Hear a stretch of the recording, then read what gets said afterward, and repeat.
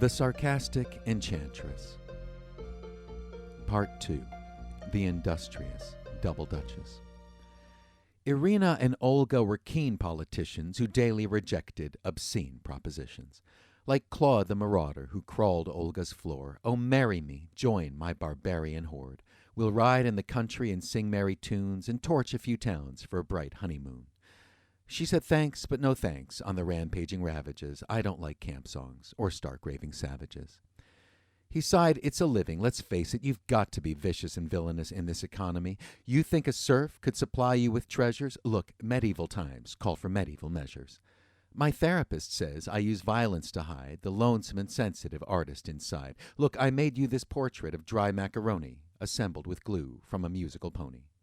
She snapped, "I don't know where to start, you old fool. Your edible art is incredibly cruel. A torturous portrait in raw tortellini with horrid rotini and lurid linguini. Reminds me of the time someone made me a sculpture with hair bones and teeth gained by raiding sepulchres. It stinks, limp and tasteless, a waste of good noodles, disgraces my face and enrages my poodle." Not full-blooded poodle, but don't tell her that. She's kind of self-conscious. Her father's a cat. "Besides, insecurity and self-expression don't justify your heinous deeds of aggression. You should be ashamed what you've done in the villages. Don't come to me with your plundering pillages." The maudlin marauder, like many before, was bawling, forlorn, as he crawled out the door. He took a deep breath, shuddered. "Soon she'll cry too. Just wait till I get to my noodles and glue. I'll illustrate Olga's emotions bulldozed, her unfairness laid bare, bitter secrets exposed. The yokels will cheer and the critics applaud, and then we'll come torch this old fortress," cried Claude. "But where are my thugs? These are geese. What a shock! His goose-stepping goons have been turned to a flock." He heard Olga behind, "Duck, duck, goose," turned around. "Hey, when did you put on a sorcery gown?" She sprinkles his clothes with the juice of a beet. He tried to run. "What, cloven hooves? Where's my feet?" She corrected, "Where are they, illiterate thief? The more relevant question right now, where's the beef?" He sprouted some horns and a tail while she laughed. "On the run? Well, warm up first, or you'll pull a calf." Ah, well, so it goes for poor Claude the marauder, and all who proposed were like bulls to the slaughter. As Olga transformed brutes and boors into beasts, Irina excelled at arranging great feasts. They turned bullies to bulls, and berserkers to turkeys, and tools into goulash, and jerks into jerky, and rogues into tofu, and bandits to lambs, and chauvinist pigs to bologna and ham. They threw grand sausage fests for the whole population. Their frozen pot pies were an export sensation. It seems the more violent and vulgar and vicious the guy was, it just made the pie more delicious. Irina by day ran the food operation. By moonlight she drafted and passed legislation, like free education for peasants on welfare and access for all to the best dark age health care.